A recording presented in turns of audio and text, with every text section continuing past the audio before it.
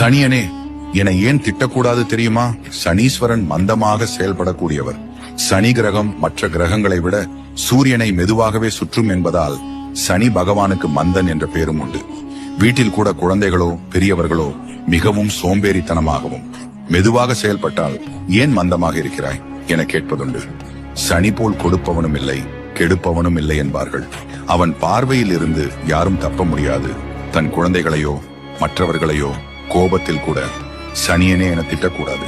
இவ்வாறு திட்டினால் யார் திட்டுகிறாரோ அவர் தன்னை கேலி செய்ததாக கருதி சனீஸ்வரன் அவர் மீதும் தன் முழு பார்வையை செலுத்தி விடுவார். மந்தமாக இருப்பவர்களிடம் பக்குவமாக பேசி திருத்துபவர்களுக்கு சனீஸ்வரனின் அருள் கிடைக்கும். உங்க வீட்டில மந்தமாகவும் சோம்பேறியாகவும் யாராவது இருக்கிறார்களா? உங்கள் வீட்டில் யார் அதிகமாக சனியன் என்று திட்டுவார்கள்? கமெண்ட் சொல்லுங்க. இது போல தகவல் தெரிந்து கொள்ள என்ன ஃபாலோ பண்ணிக்கோங்க.